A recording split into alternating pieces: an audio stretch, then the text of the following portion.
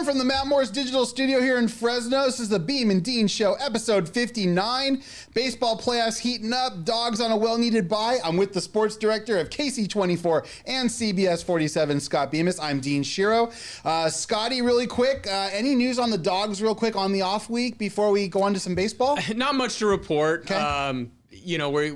We're not allowed to go to practice right now, usually during the off week. So nothing major to report. I'm sure, they're regrouping and rethinking and taking a hard look at what went down, at Colorado State. But, man, they're going to have getting up for their next game shouldn't be a problem because they got a really good San Diego State team coming into Valley Children's Stadium. Agreed. Yeah, and then we got the baseball playoffs going on currently. You've got, the Blue Jays traveling to Seattle, and you've got the Dodgers and the Brewers. The Brewers down 2-0. The Blue Jays down 2-0. So it's crazy right now with baseball. So with that being said, Scotty and I are going to come in hot.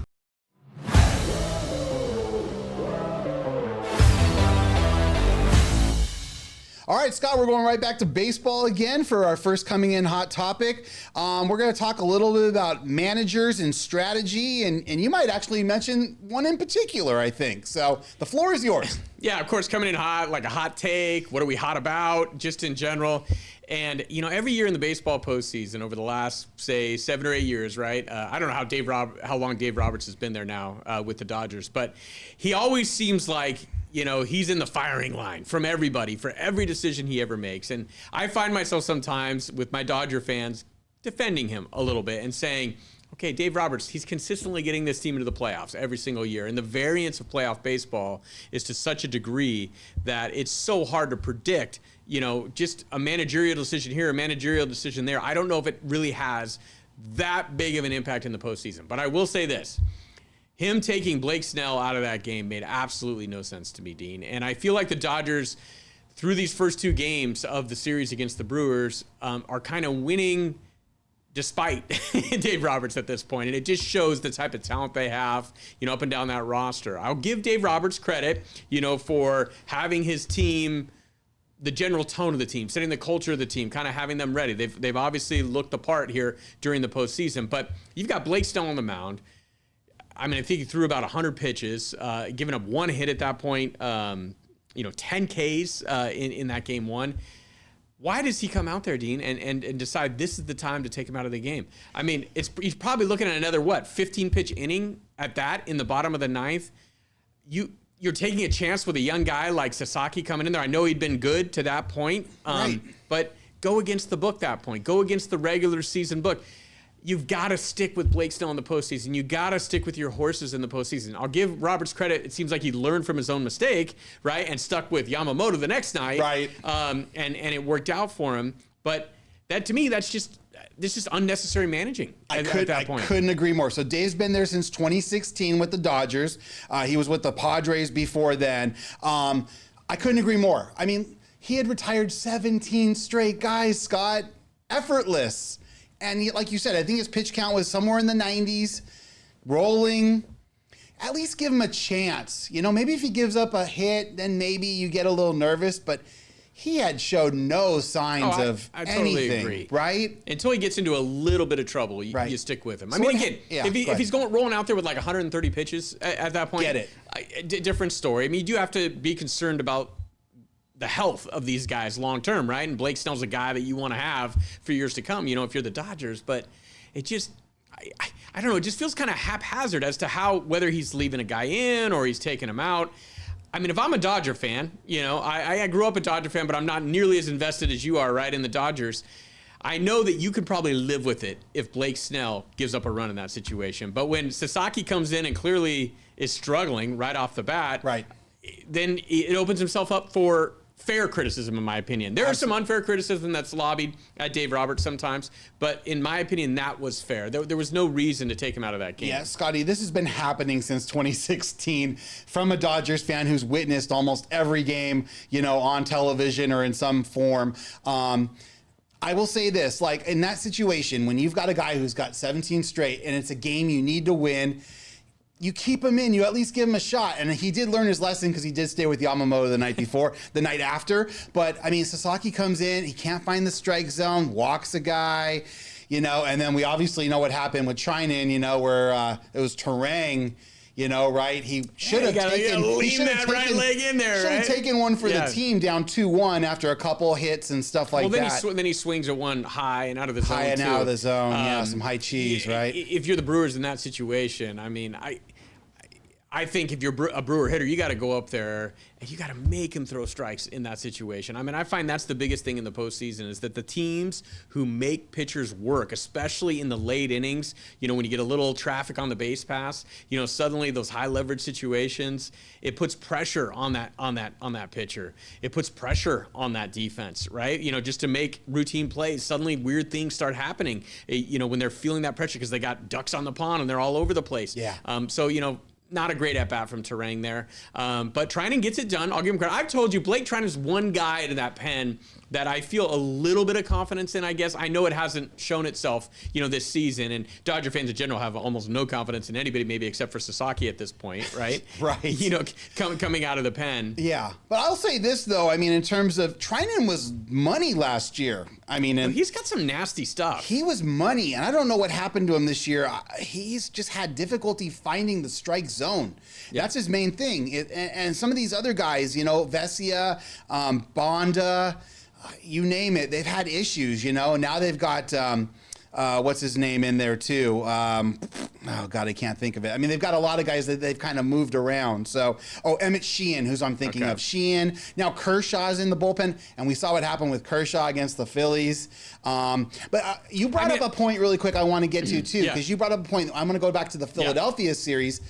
What do you think about walking a guy, to cause a forced play, but walking the bases loaded to where you have no opportunity for error, or to walk a guy because you don't want to face him, they walking Shohei Ohtani, right, in the NLCS. I just think you got to be very careful as a manager in the late innings about walking the bases loaded in a one-run game or a tie game, kind of like what the Phillies did. Now they should have gotten out of that inning, right? But we've seen other instances during the postseason where those relievers, they don't want to give in with a pitch, right? And so having an open base, huge for them. Even if they're facing somebody like an Ohtani, or Schwarber or Bryce Harper, someone during the regular season, it would almost be a no-brainer. Yeah, let's put them on, because they're not feeling that same level, I think, of pressure that exists, especially if you're in a road park, even at home, right, with the crowd on their feet, waving the towels, everything else.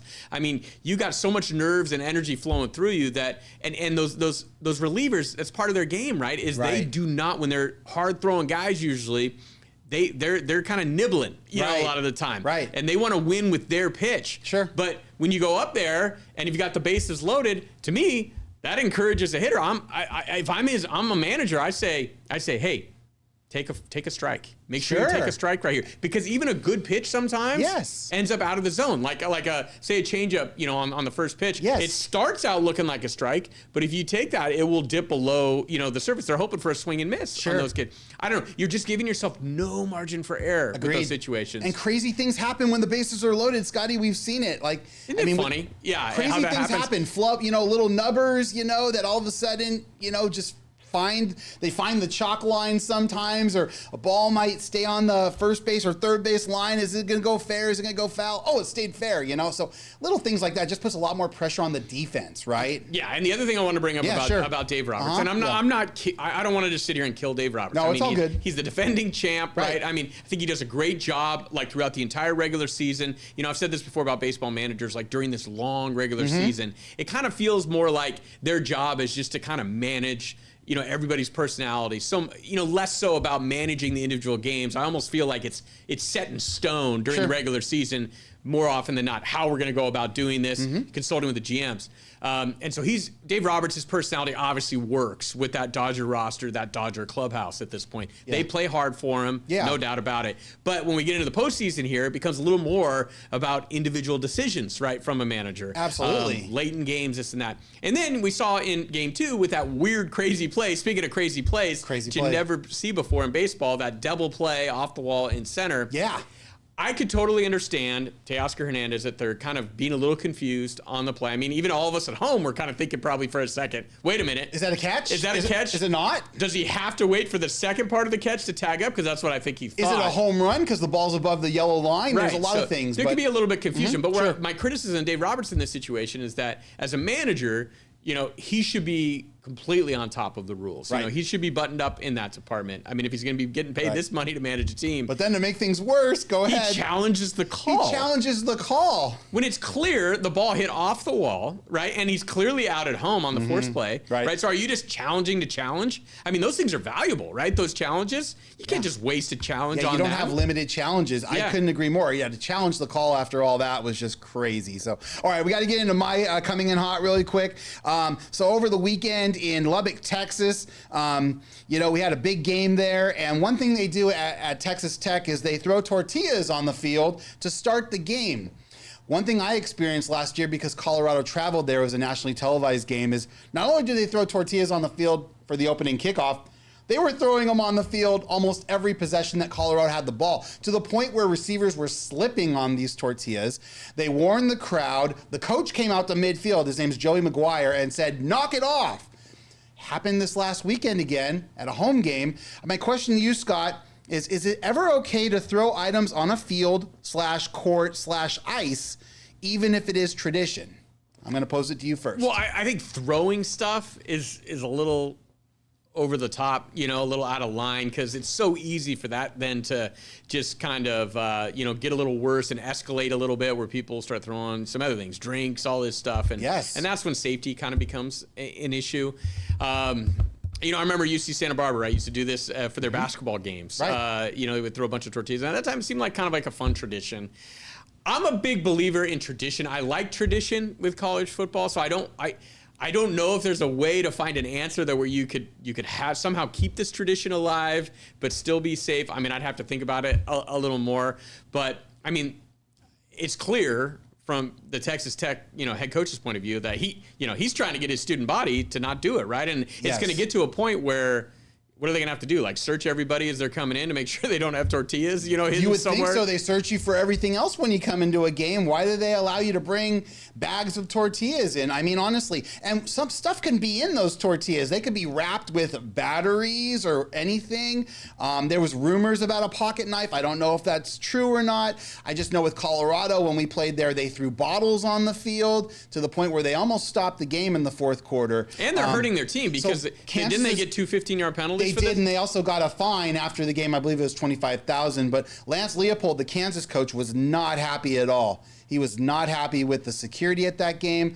And I know Deion Sanders had the same issue last year. So I'm just kind of asking you, for hockey, you get you 3 goals, it's a hat trick. You throw hats on the ice. I just don't like the precedent it sets. I understand tradition, but I think there's other things you can do that are tradition-based that don't necessarily have to deal with throwing stuff that possibly might injure a player or maybe hit a player. Like, what if the visor of a cap hits a guy in the eye, So it's just possible. It's not probably probable, but it's possible. It's just something I just wanted to kind of throw out there. Yeah, I guess my only counter to it would be, like I said, that I think some of the reasons that college sports in general are so beloved in this country are traditions like this, whether it's throwing tortillas or it's, putting toilet paper at Auburn, right? Like rolling Toomer's Corner or whatever it is. And, certain traditions like they have at Iowa, where they wave to the children's hospital, which obviously is an incredibly great thing. Completely different than throwing stuff on a field, though. The hard part is 99% of the students are probably, engaging in this tradition in the right way and just, having a little fun with it. But it's that 1% that you don't know about. Sure. And unfortunately, it can be a problem. So, I mean, in this case, the Big 12 has basically said that they don't want this. Right. So, yeah, they're gonna have to find a way to curtail it. How many times have we been at a game, you and I, with our kids or whatever, and it's always that 1% that you remember. It's not the 99% who are doing things the right way, right? It's so hard to find a solution to these things without just completely banning it, right? Because, I know we've seen issues with storming the court or storming the field. Deion commented on recently. It just happened to Colorado on Deion Saturday. said that, he didn't want it to be banned, right? Like he liked the fact that the students, stormed the field at Colorado. Right, but how many times have we heard about that 1%? jumping on the back of an opposing player, and then all of a sudden a fight breaks out. We've seen it before. Well, we've seen people get injured, like on a basketball court. I think his name was Filipowski. He got injured. He was a basketball player at Duke. He got hurt because something happened, you know? Well, I think it's way more dangerous, too, in the setting of a basketball court where it's tighter. So much tighter confined there. But having said that, if you are going to curtail this, then you gotta amp up the security. If you're the Big 12 and you are going to say this is not allowed, then you've got to amp up the measures as far as keeping tortillas out of the stadium. I get it. And to keep people from rushing the field. Right. You got to amp up the security, or you got to figure out a way where they can, because you're right. It is dangerous. Right. I mean, the trampling thing too that can happen, if somebody falls, they can get trampled on real easily. No, absolutely, for sure. And like I said, a lot of these security people are hired last minute and they don't get any training. They literally get a 10-minute. We've all been to a game on a sideline. They get a 10-minute crash course on what. Right. I mean, they're not like police officers. Yeah. Right? No, they're not. And having said all that, I just want to be clear that I do think if they can find a way to kind of have a little bit of this mixed in, I would be in favor of Okay. All right, let's get into some of these big games we got coming up this weekend. We got a nice slate, a lot of SEC, but we do have a cross-sectional rivalry of of the ages, which has happened for years and years. You got USC after their big win against Michigan at home, traveling to South Bend to play Notre Dame. We've got LSU playing at Vanderbilt. We got Ole Miss going to Georgia. Tennessee's going to Alabama, and Utah. They'll get the Holy War. The Holy Bowl, whatever you want to call it, Utah at BYU. So, Scotty, which one do you want to take first? Well, I'm a Trojan, so I'm looking forward to that USC at Notre Dame game. This is a game that always carries a lot of juice every single year. Let's hope it continues to go on, because there's been a little bit of talk about maybe this series getting interrupted a little bit. Yes. I mean, USC Notre Dame, it's part of the fabric of college football, right? Agreed. And so, really hope that it continues. I mentioned a while back on this show that I thought Notre Dame actually was a good bet after their first two losses to pick up on a future bet to possibly make the playoff for one and maybe to win the national title as well. Because I think if they win out, they're getting into the playoff. I see no way that they're left out. Yeah, placing a wager right after that A&M game probably would be pretty juicy right now. Yeah, I mean, they were up to like 28-30 to 1. Having said that, USC looked good against Michigan. I liked what I saw out of the Trojans. I think it's asking a lot to go to Notre Dame, because I think Notre Dame is a very talented football team. And that's the thing about Notre Dame, about placing a wager on them when I did, it was that I actually feel like they're good enough if they get in the playoff that they could actually win the whole thing. Like sometimes just getting into the playoff is kind of what a team's looking for. Like, you don't actually believe that they can win 3 or 4 straight games against quality competition. True. Notre Dame, I think, could do it. But some of us Trojan fans, obviously, we have road PTSD when it comes to the Trojans, them going on the road, especially going cross-country like this. We know how they did against Illinois earlier this year. It was not good. So now they go even a little further to South Bend. Big game for SC, too, when it comes to their possible playoff implications. I was very happy with how the offense and defensive lines played against Michigan last weekend. Really dominated the line of scrimmage. Got to see that game in person. So I'm optimistic, but again, that PTSD of USC traveling for a Big Ten / it's an intersectional game, but Notre Dame's a Big Ten school. Let's be honest, they are. But a tough Big Ten road clash. I believe it might be the 20th anniversary of the Bush push. The Bush push, and the line, by the way, Scotty's over a touchdown. It's about 8.5 to 9 right now. So let's look at a couple of these other games really quick. So Diego Pavia, hosting LSU. You've got a tough intersectional matchup between Ole Miss and Georgia. Georgia's already lost a home game. Now they've got Ole Miss and Lane Kiffin coming in. The Holy Bowl we just kind of mentioned. Utah BYU is always a tough, fierce rivalry. And our boy Kalen DeBoer, another tough game. He's week. Stacking wins, but now he's got Tennessee coming in, So anyway, Josh Heupel. So what are your thoughts real quick? Well, I've said it before, but it's just crazy to me because Alabama feels like they have the biggest game of the year every single week. Every week. Like, right? Every week. And another case this week. Because for people who don't know, obviously Auburn's the biggest rival of Alabama, but this Tennessee-Alabama is probably a very close second for Alabama fans. This is a huge game. This is a Stogie game. Yeah, so exactly. The winners light them up. Exactly. Yep. Utah BYU, that game has some history to it as well. Fierce history. Fierce history there, and Yeah. I don't know if anyone remembers last year's game, but BYU snuck it out, and the Utah athletic director was on the field yelling at the officials because of a call on a field goal. I think that got blocked or something. That game was in Salt Lake City. Utah BYU, because at one point, I was covering sports in Eastern Idaho. And Utah BYU was on my radar pretty much every year. Sure. And that game always feels like it comes down to the last possession, almost every year. Yeah, and the fans are fierce, and it's nasty, and you think you've got these two schools, and it's like, man, they collide. So, all right, well, we got to get to our dogs of the week. We didn't do so hot last week, but we're firing again. Scott, who is your underdog of the week, whether to just cover or to win outright? All right, so this is which dog is going to be barking, right? I kind of look at it as a dog that could get the win outright, right? And a dog of some significant underdog, right? Yeah, we're not talking about a point and a half. We're talking like a touchdown or close to a touchdown. I think like over like 4 or 5 is probably good. Something that you're getting close to plus 200 on the money line. I think South Carolina is plus 180.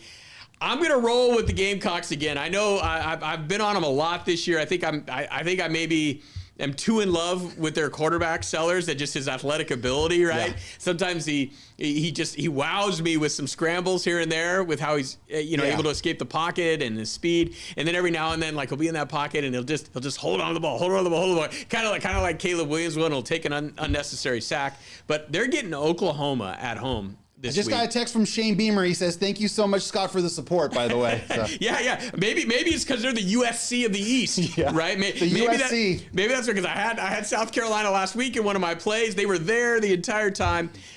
Shane Beamer says his best, sends his best though. Right. I mean, I think Oklahoma might be reeling a little bit, and I think Oklahoma might not be as good as their record indicates at this point. What we saw it last week against Texas. Yeah. And we don't know what Mateer's status is, by the way. We've heard nothing. That's the other issue. And so I think if you're getting, 5.5 at home in the SEC there with South Carolina, I mean, I could absolutely see the Gamecocks winning that game. All right, I'm going with the lane train. So I'm getting a touchdown plus, a touchdown and a hook for Ole Miss at Georgia. Georgia's already lost a tough game at home to Alabama.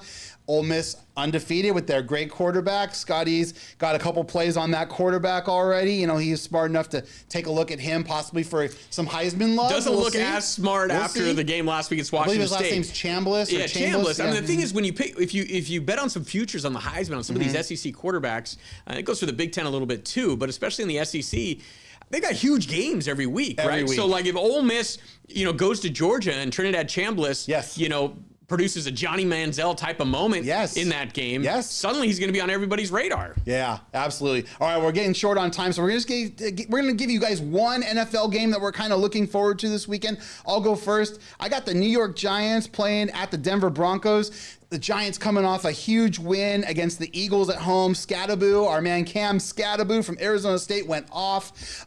Jackson Dart, those two freshmen, we'll call them freshmen, super freshmen, they're killing it right now. Now they go to Denver. Denver's coming home from London, beating the Jets. It was a close defensive game. Short week for them. They have to travel, obviously, from London back to Denver. So I'm just interested to see if the Giants can keep this momentum going. Shout out to my boy Hector Bordens, who's a huge Giants fan, our former chief engineer. But we'll see what happens there. So I'll turn the floor over to you, Scott.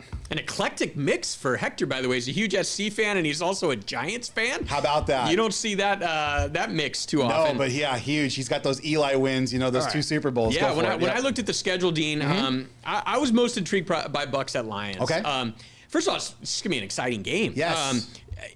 Back when Baker Mayfield was with the Browns, he was with the Panthers, and he was struggling, I didn't look forward to watching Baker Mayfield play the quarterback position at that time, right? I agree. Suddenly, he's become like must-watch TV, with the way that he plays, with the way that Bucs team plays, with how aggressive he is throwing the football, with his toughness, his grit, all that stuff. So I'm looking forward to Mayfield going into Detroit there. I think that's a Monday night game. I believe so. Only concern there is there's some injuries. Bucky Irving probably not playing, and Igbuka might not be playing. Yeah, and I'm not saying that I think that's the only thing. I'm not saying that I think the Bucs are going to win. I just say that's the game that I'm really looking forward to watching. And I've become a big fan of Jared Goff. I used to be a big detractor in his first couple of years with the Rams. Same. Thought he was going to be a big bust or Same. whatever. But I enjoy watching the Lions play. And even though sometimes it may be a little too tricky, they might, Dan Campbell might be outsmarting himself sometimes with some of these play calls, these fourth down decisions.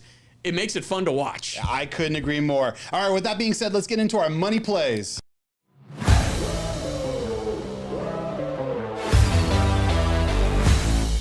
The prodigal son returns home, ladies and gentlemen. My friend, my brother, Scott Bemis, has placed not 1, not 2, not 3, not 4, not 5, not 6, but 7. Did I? I don't even remember all wagers. these. Okay, good thing you 7 flashed them wagers. up. He's got 372 left, and he's pushing them all in, all the chips, and we're not even through October. Scott, go. Hey, this is a contest, right? It Between is. me and you, who can end up with more money? Well, I'm way down after my 0 for 6 last week, so I got to. Wait, you got to pop that back Sorry, up because I can't. Sorry, it's just habit. I can't remember who I got. Go for it. I did a Dean this week, and I've got a bet on everything all the way down to the 42.20 remaining that he asked me how much balance he has left. Yeah, I think I'm taking Bud Rake's 6th grade football tomorrow as well. Go Bud lay Rake. in the 3. Yep. All right, TCU money line at home against Baylor. I just think TCU might be better than Baylor. I really like their quarterback I like there. that wager. And then at home too. Money line at home, bouncing back from a tough loss at K-State. Yep. Air Force can score. Whether they can stop anybody, I have no idea. But generally speaking, Wyoming is an offense that can look pedestrian at times. So Air Force can score the ball. If they win by a score, I think it'll be a touchdown. There you so go. I'm going to lay the 4 with them there. Duke moneyline at Georgia Tech. This is one of those situations I talked about a couple weeks ago where the team that's not ranked is the favorite in this game. Georgia Tech is ranked. Right.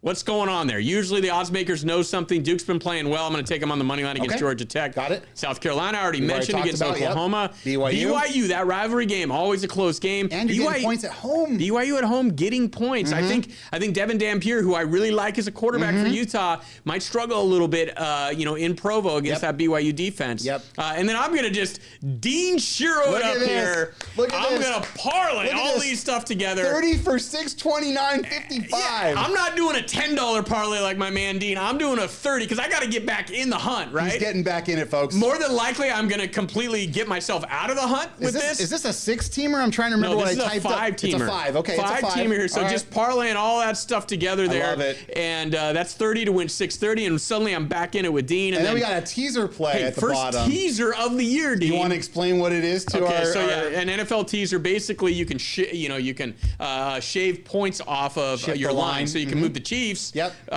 6-point teaser down from 11.5 to minus 5.5. Yep. You can move, Denver there from -7 down to -1 against the Giants, right? Yes, and you're still getting pretty darn good odds there, Scotty. Now you gotta win both of them, right? Of course. Teasers actually in this day and age, it's a -135. A lot of the wise guys out there say that's a little too steep a price to pay on a teaser, but you know what? Let's have a little fun. Let's get in there with the Chiefs, and I just can't see the Raiders or the Giants winning those games. Okay. Right? So, I figure if the Chiefs win, it'll probably be by more than 5.5. All right. And the Broncos basically just have to win the game. All right. Well, here's mine just to show that even Dean Shiro can have a really bad week. And 0 for 6, look at that. Luckily there were small amounts, but I couldn't hit anything to save my life on Monday's show. I got close on Caleb Williams. He didn't get the rushing yards for me. So my number kind of switched a little bit. So I got a lot of plays, too many to kind of go over, but I'll go over a couple really quick because we're down to about a minute left. My pending futures looking good. That's looking great. We'll see what happens there. Congratulations again to the Aces. Tomorrow night, I got the Dodgers winning by more than a run and a half, and then also an over 7.5. So that's a small parlay there. A bunch of college and pro footballs there. Again, we're taping this on Wednesday, so actually tonight for that Dodgers game, right? I'm sorry. Yes, Yeah. the Dodgers. Yeah, we are taping on a Wednesday, but this is for tomorrow. Yeah, for tonight's game. Sorry. And then a bunch of different parlays there. You'll see some of the usual suspects in there. I did buy a couple down. You'll see New Mexico. I bought it down to 9.5. I bought Notre Dame down to 2.5 because that line was a little higher than that. So I took smaller odds and bought the numbers down a little bit. But very similar to what Scott's saying about teasers, they all have to. You got BYU money line in there, Dean. I did got a BYU BYU money line. Two great minds thinking alike. And Has that been working out for us? I do want to mention something though, really quick. Scotty going against Georgia Tech. That is an interesting play because Scott also has Georgia Tech as his ACC possible favorite. That he's got lined up. Preseason. Right? I have a future on Georgia Tech, and so it just shows I'm not completely just tied to that. Right. If Georgia Tech wins the game, heck, then I got a great look. Also, Duke as a future at this point might have some value too. All right. 10-1 on Duke at this point. All right. Well, we got to go. We're out of time. On behalf of Scott, I'm Dean. This has been the Beem and Dean Show. We'll see you on Monday.